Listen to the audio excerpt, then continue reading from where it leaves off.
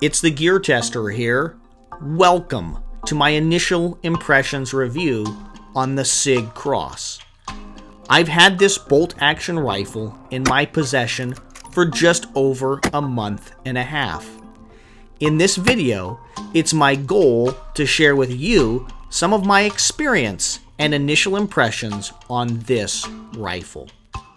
Before I get started, I just want to let you know that I am aware that the Sig Cross has been recalled. All the guns manufactured so far in 2020 have been recalled. And by the time you're watching this video, it's very likely that this rifle is actually back at the Sig factory getting fixed or being made sure that it does not have a safety problem. The safety problem seems to relate to the trigger here. And Sig has done the right thing in terms of recalling their guns because they're worried about accidental discharges when the bolt is lifted, is my understanding. So I'm aware of that. So for right now, I'm just going to push the recall fact that this gun has been recalled off to the side. We'll come back to it at the conclusion of this video. But right now, I want to talk about my personal expectations and goals for this rifle. Whenever we purchase gear and equipment, I think it's very important that we have realistic goals, realistic expectations. When we have unrealistic goals and expectations, we tend to be dissatisfied and unhappy. So I'm just going to share with you my expectations for the Sig Cross. My Sig Cross happens to be chambered in .308 Winchester. One of my primary expectations for this rifle is that I would be able to get 1-inch groups with affordable, available ammunition. So as I continue to shoot this Sig rifle when I get it back, I'm hoping that ammunition like this ammunition, Federal 150 grain power shock ammo, I'm hoping that I'm able to get 1-inch groups consistently at 100 yards with my Sig Cross. I think that that's reasonable. Although this is a very lightweight gun, under 7 pounds, and has a folding stock, it does have a bull barrel and it does have a free-floated handguard. And to me, it seems like a gun of this price point and this construction should be able to get 1-inch groups at 100 yards consistently with ammunition that is affordable and available, about $20 a box. It doesn't really do me a lot of good if I can get 1-inch groups or sub 1-inch groups at 100 yards with ammo that's $40 or $50 a box, $40 or $50 per 20 rounds. I expect that this gun will be reliable and that it will be safe. And so the recall relating to the trigger is a little bit concerning to me. I'm glad that Sig has chosen to recall the rifles if they think there's a systemic problem.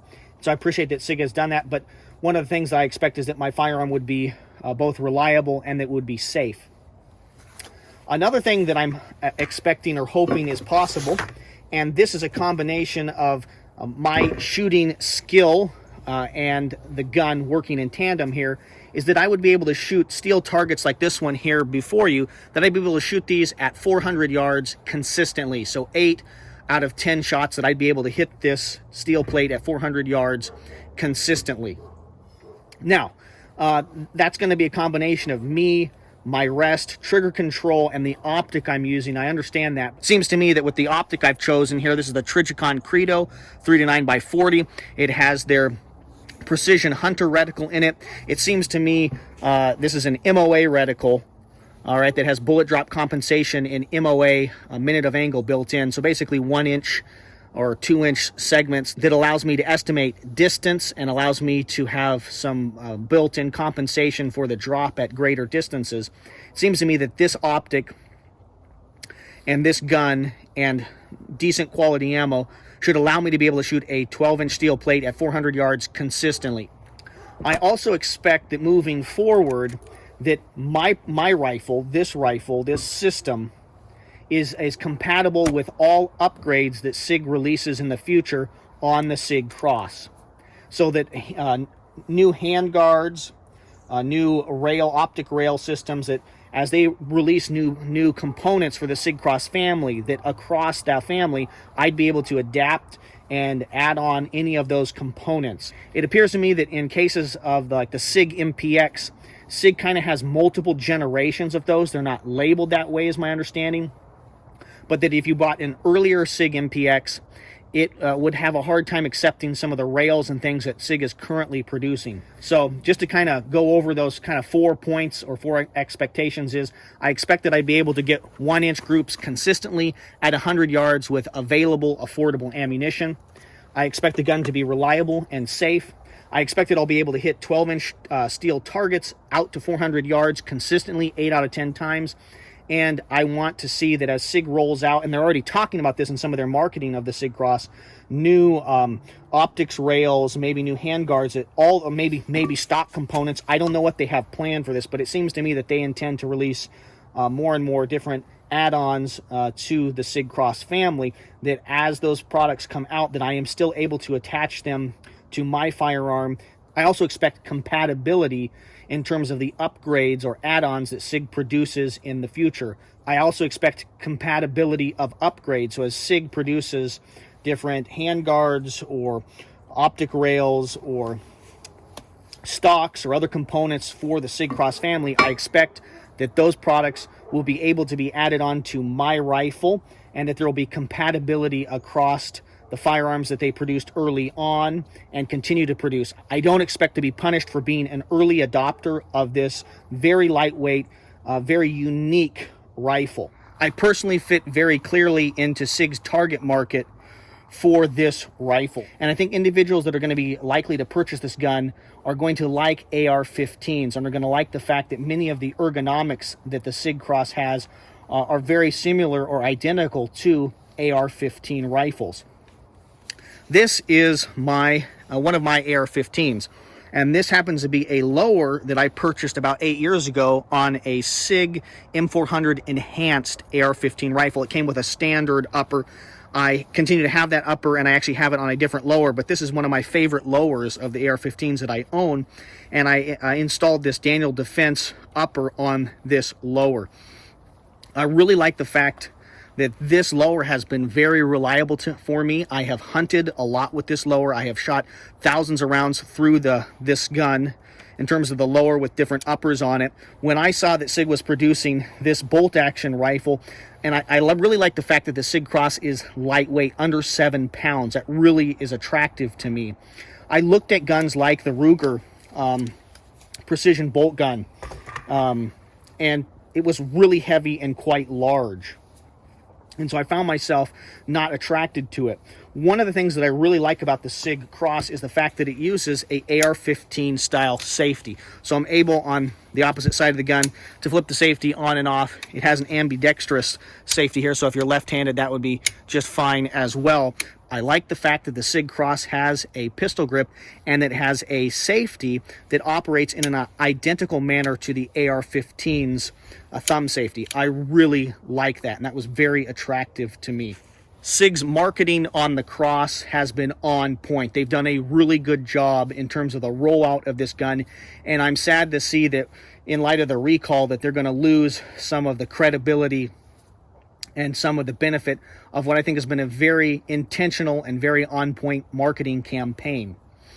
I'm clearly in SIG's target demographic in terms of the gun being lightweight, having a handguard that allows me to add components like lights and lasers that I run standard on my AR-15 semi-automatic rifles. One thing that SIG did right is they partnered with First Light, which is a merino wool clothing and camouflage company, and they actually did a dipped version of this, a painted version of this, in one of the First Light camo colorations. And I'm clearly in SIG's target demographic because before First Light camouflage was cool, I was wearing it. This is a coloration that First Light doesn't seem to be pushing or advertising or maybe even making that much anymore. But this is a pair of long john pants. I also have a top to match it. And I purchased this a long time ago and have actually worn them out.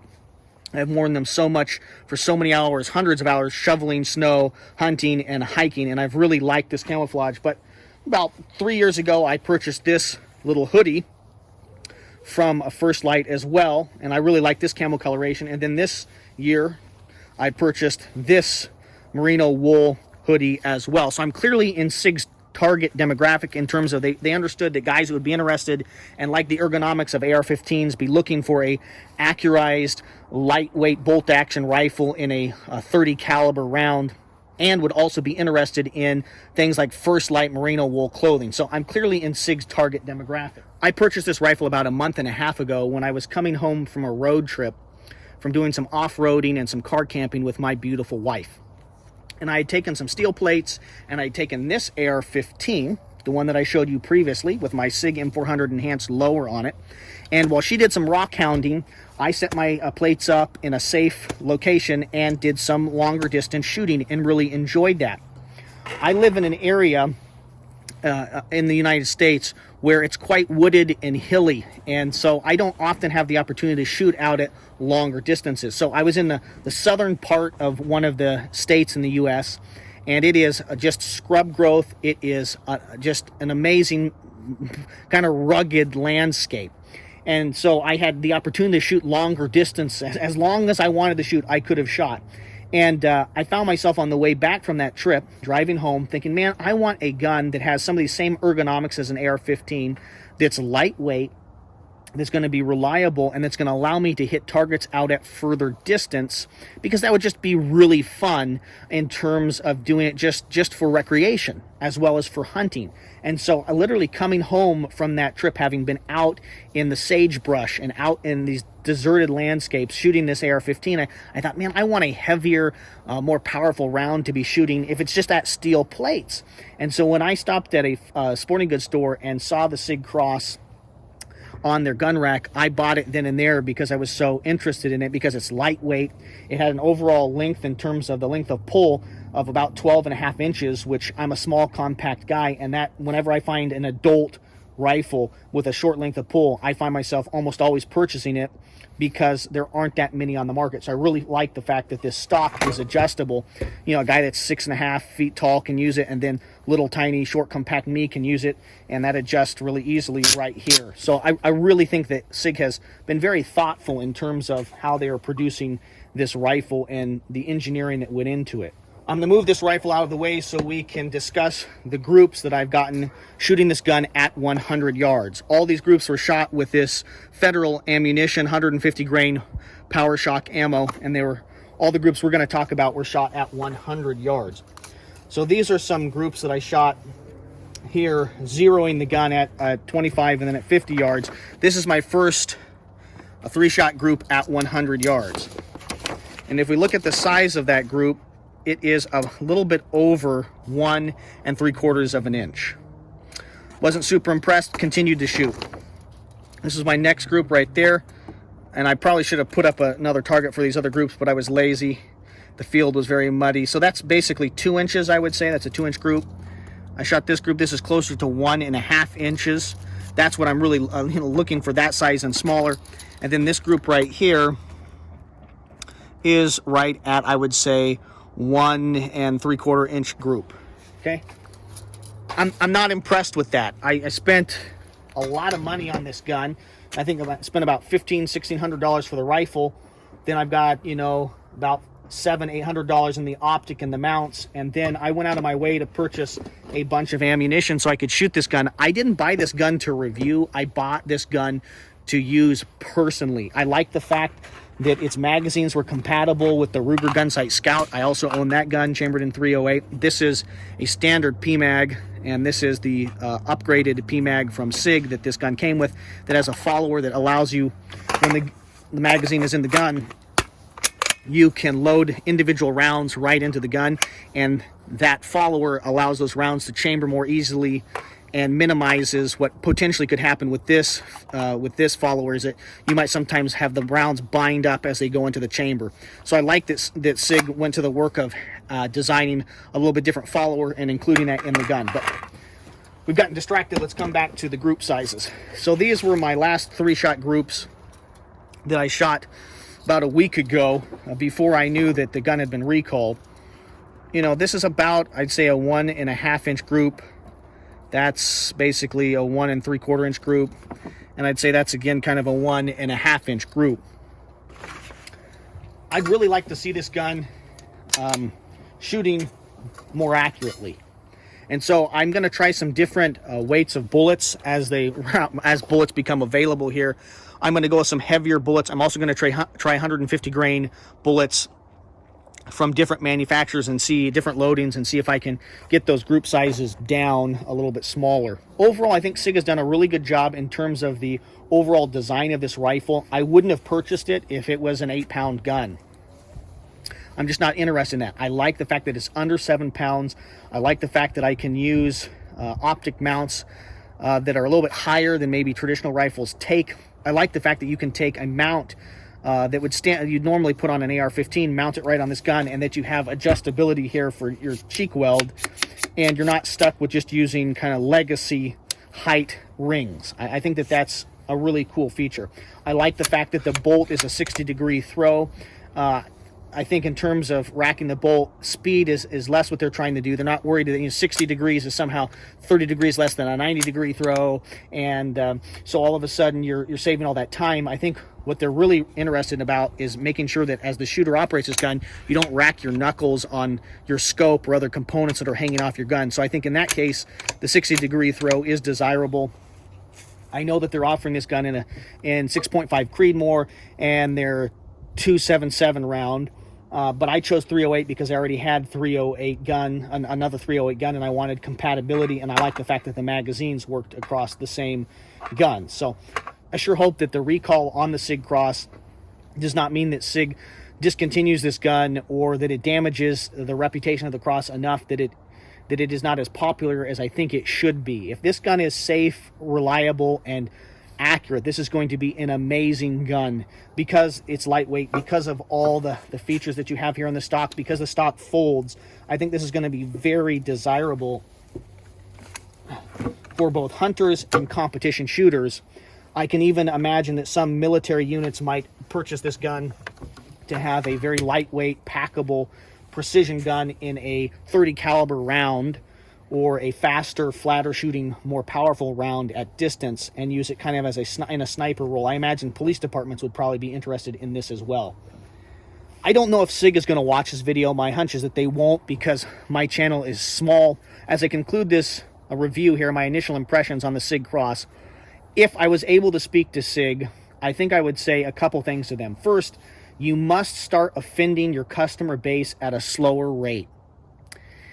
You've got to stop offending us at such a consistent, regular rate. I don't think people expect that Sig would be perfect. We all make mistakes. These are mechanical objects that you're manufacturing, and so we understand that from time to time there are going to be problems.